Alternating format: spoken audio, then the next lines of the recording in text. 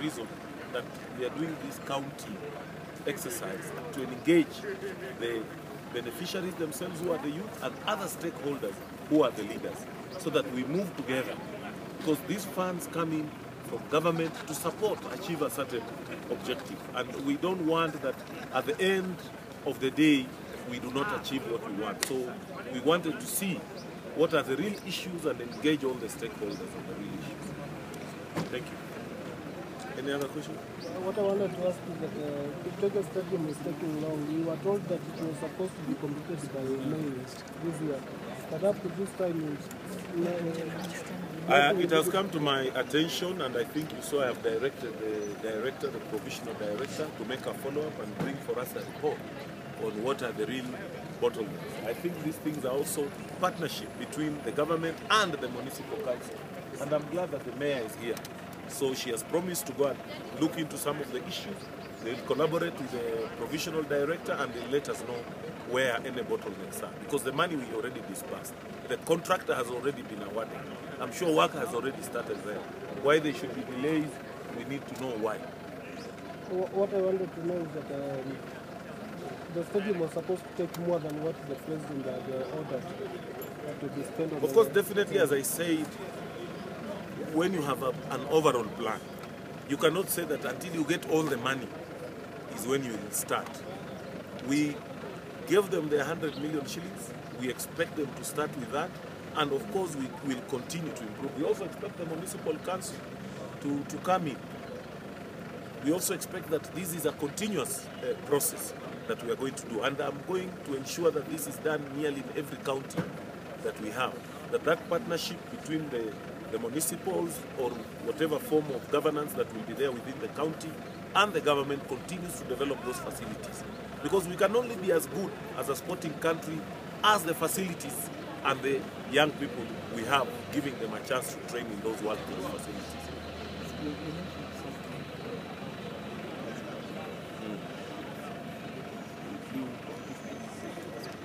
Yeah, kazi kwa vijana, as I said, when I came back, I found a lot of debate going on. But as I said, this kazi kwa vijana is not just in Kenya alone.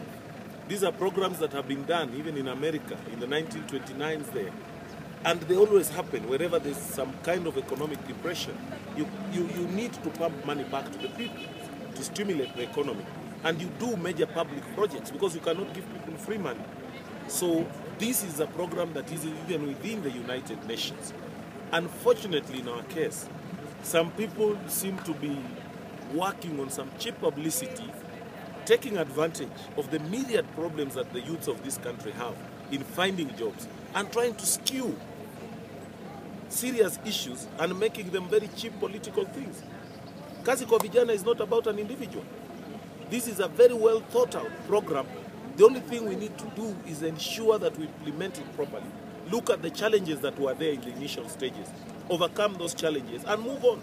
And it is good to offer criticism, but you must be a critique that is giving direction, not just a critique because I want to make you look bad or I want to abuse you or I want to do this.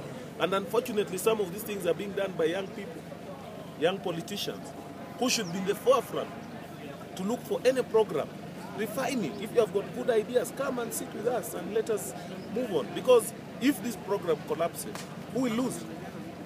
It's the young people. So this is what I'm trying to say, that we should not over-politicize. Let us offer a critique, but let us deal with the issues that are there so that we don't kill a good program just for the sake of cheap politics. And this program of Kazi kwa Vijana is not just about slashing and digging roads. There's a lot that goes on beyond that. There's a lot of capacity building, the training that goes on. Nobody's talking about this.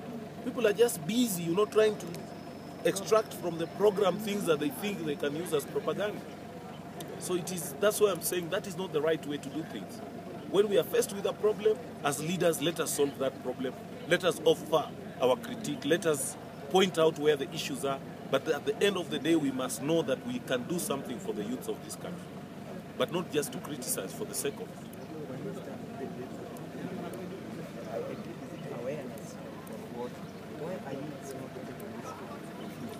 I think I had mentioned that we are repeating the same questions, but the issue of funds is why we are doing what we are doing now. the information, the awareness. Yesterday we had youths here, the youth leaders. Today we have got other leaders, stakeholders, politicians, administrators, you know, ourselves here, the technical people, yourselves here, to share. And that's why it was a question and answer session, so that we see what are the real issues there.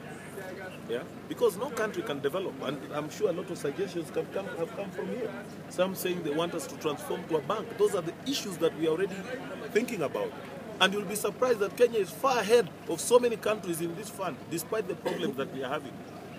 We are being used as a showcase even within the Commonwealth countries. It's now when countries like India are coming here to learn. So many countries are coming to learn. But we are saying, of course, like anything new, it must have challenges.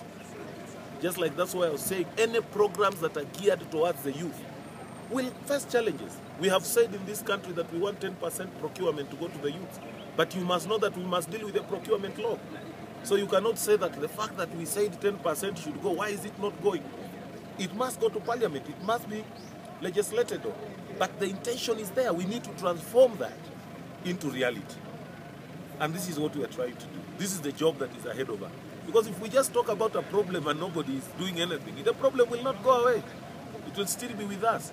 This ministry is still so young. It is just almost 5 years old. But they have done quite a bit.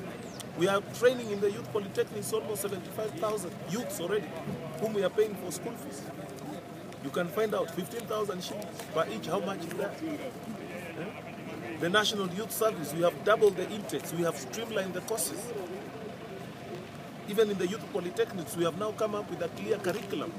You can actually, even if you have been outside the formal education, you can now go back because you can do a certificate, a diploma, and even a degree. That has now been done.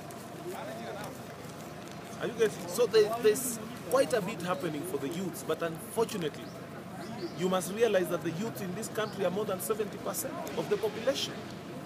So the problems are more concentrated there. And it's something that within 6 years, we cannot reverse a trend that has been there for very many years. But at least we are doing something.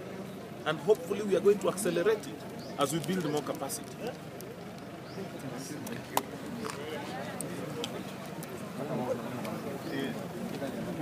you.